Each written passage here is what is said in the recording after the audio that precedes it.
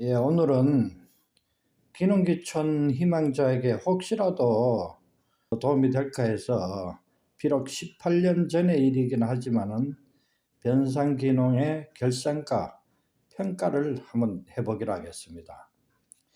저는 개인적으로 생각에는 노후에는 기농보다 기촌을 하는 것이 저는 정책에 안정적이라고 생각은 합니다. 농사가 차질 높은 노동력에 저생산되는 경우가 많기 때문이거든요. 또 무작정 기농기촌 하더라도 시행착오를 겪는 경우가 매우 많다고 볼 수 있습니다. 그러면은 여기서 이제 법년 스님의 지혜를 빌려보도록 하죠. 그 증문즉설에서 밝히신 내용인데, 스님 말씀은 기농기촌에 대한 결심이 서고 목적지가 정해지면은 가급적이면 시행 전에 몇 년 전부터 부지런히 다녀보라는 얘기예요. 만약 전라도 변산에 기농지를 선택하고 3년 후에 퇴직인데 그리 가겠다 이렇게 결심이 있으면 3년 전부터 시간 나는 대로 다니는 거죠. 다니다 보면 그쪽에서 가령 농번기에 와서 일손이라도 좀 거들어주고 이러면은 빨리 정이 드는 거거든요.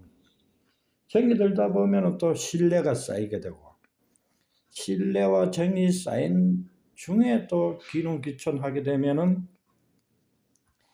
훨씬 유리한 조건으로 모든 걸 취득할 수 있다 이런 얘기예요. 내 돈이 있다고 무작정 누구 소개로 기촌한다고 부동산 앞세우고 이러면은 거의 대부분은 바가지 실 썩을 염려가 많다는 거예요.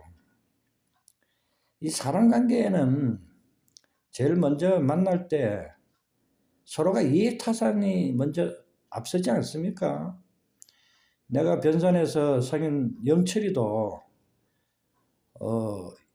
먼저 이해타산이 작용했다고 봐야죠.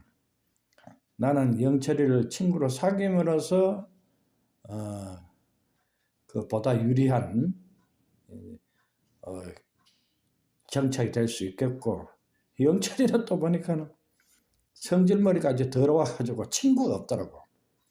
그런데 동갑내기 내가 내려왔으니 친구도 되고 또 바쁠 때 일손도 좀 빌리고 이런 이해타산이 작용할 수밖에 없는 것이죠. 저도 변산 기농 5년을 무작정 하지는 않았어요. 그 연착륙을 목표로 해가지고 거기에 있는 이제 한울 공동체 간사직을 맡기로 했거든요. 이제 변산에 있는 농산물을 전주에 있는 소비자들한테 이제 물류하는, 그것을 담당하면 이제 봉급을 이제 80만 원 준다 해서 생활은 되지 않습니까? 그러면 그 80만 원으로서 민생고는 해결해 가면서 농사를 조금씩 시작해서 한 3년이나 5년 후에는 전업농으로 전환할 수 있겠다. 그렇게 마음먹고 기농을 했었는데, 변산은 내려간 지 한 달 만에 음주운전으로 그게 허사가 되어버렸으니, 이듬해 제가 성인의 비탈밭 700평하고 그 쌀재 농법 실패한 따릉이는 500평, 그게 전부였거든, 내 농사가요. 그 1년 농사 지어봐야 건지는 게 없더라고요. 그 밭은 밭대로 700평에 무작정 시작한 농사에 작목을 선택할 여지가 없었어요. 그 따릉이는 500평도 마지막에 그 바람을 맞아가지고 전부 쭉정이로 변해가지고 식량조차도 안 되더라고요. 그래서 노가다로 연명하는 수밖에 없었어요. 김공장에도 다니고, 영철이 동생 인철이네가 양파 냉장고 까대기도 하고 이 집 저 집 불려다니면서 농산일도 하고 또 마지막에는 그 토박이 일꾼들도 피한다는 정미소 일까지 했었거든요. 한 번은 성희가 내보고 이제 격포항에 있는 하루차를 하라 그래요. 그 물고기 실어하라는 거. 그러니까 180만 원 준다고. 그래가지고 그 당시 뭐 180만이면 그 총구석에서 최고의 봉급이었거든요. 그래가지고 아이고 좋죠. 근데 쉬는 날은 언제 있게 하고 물으니까 쉬는 날은 없어 임마 이러더라고. 그래가지고 내가 그러면 중간에 어쩌다 뭐 감기나 걸리고 몸살이나 나고 아프면 어째요 이렇게 거기 들어가면 안 아파 이놈아 이러더라고. 순어거지 같은. 그래서 뭐 기농에 대한 회의도 들고 이런 중에 이제 한우라도 몇 마리 키워야겠다 해서 정부 지원금 1,300만 원을 받았죠. 한우를 입식하려고. 근데 그것이 이제 순창댁 집에서 쫓겨나고 도청리로 이사 가는 바람에 이리저리 다 흩어지고 그 생활비로 다 소진이 되어버린 거야. 그래서 첫 빚이 생기게 된 것이죠. 그래서 도청리가 가지고 또 시경견 이른바 윤석열이가 말하는 반려견과 시경견 시경견 그때 이제 개 시세가 좋아가지고 그 개를 몇 마리 키웠는데 그거는 내가 나중에 생각하니까 후회가 되더라고요.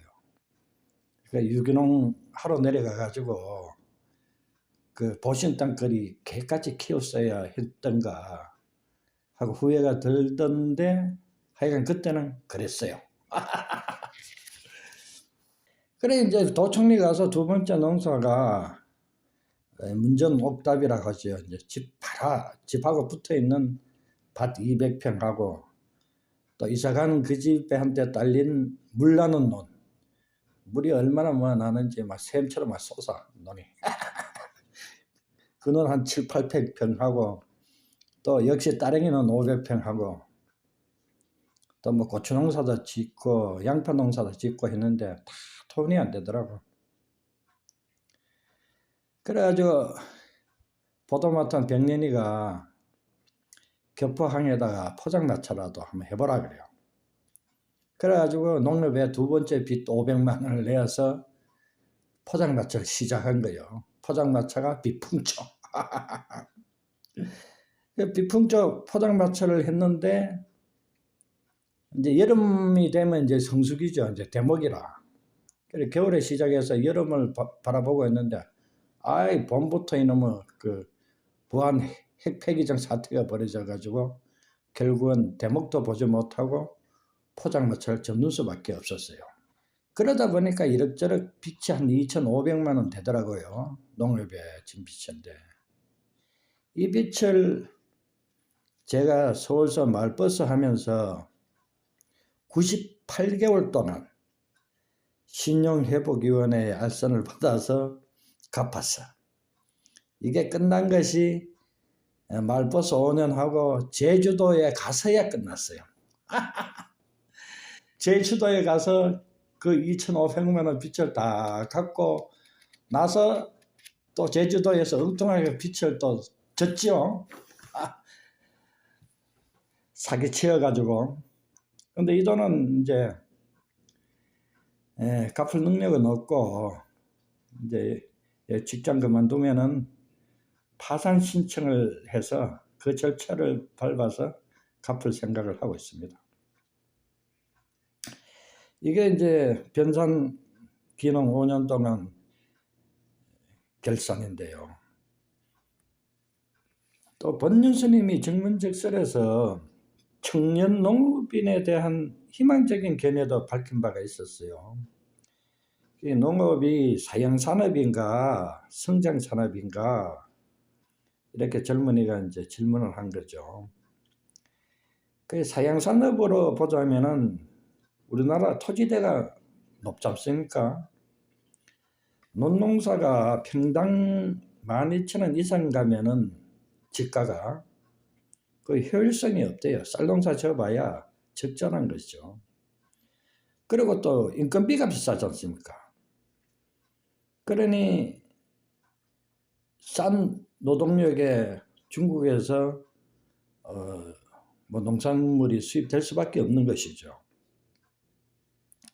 그러니까 중국은 한국에 싼 것을 팔아먹고 한국은 중국으로 좀 기술적인 것을 팔아가지고 5천만 국민이 14억 인구를 상대로 연간 한 200억 불 이상의 그 무역 흑자를 내고 있다고 그래요.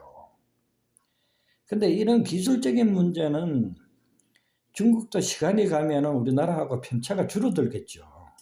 그렇지 않습니까?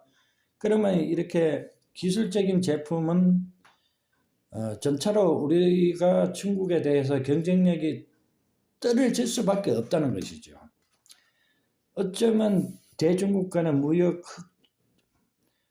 수지가 역전될 수도 있다는 거예요. 근데 중국 14억 인구 중에 우리나라 평균 소득보다 높은 부류가 그 중에 한 10%, 1억 4천만 명이 존재를 한다고 그래요. 그러니까 소비력이 국내보다 3배나 많은 것이죠. 그런데 이제 앞으로는 중국이든지 한국이든지 소득이 높은 부류는 보다 고급적인 식품을 선호할 수밖에 없다는 것이죠. 그래서 우리가 유기농산물을 비롯해서 작목 선택을 잘하면은 바로 옆 나라에 우리보다 시장 규모가 3배나 큰 고급 식품을 팔아먹을 시장이 존재한다는 것이죠. 이런 면에서 보면은 농업이 성장산업이 될 수 있다는 거예요. 그러나 이제 스님이 이제 덧붙여서 하시는 말씀이 개척자는 외롭다. 그리고 시행착오나 실패도 감수할 각오가 되어 있어야 된다. 쉽게 생각해서는 안 되지만 그래도 희망은 있다. 이런 말씀을 하시더라고요. 뭐 이 점도 한번 생각해 보시기 바라고요. 저는 저대로 앞으로 변산과 제주도 기능을 번갈아 가면서 그 일화를 계속 소개해 올리겠습니다.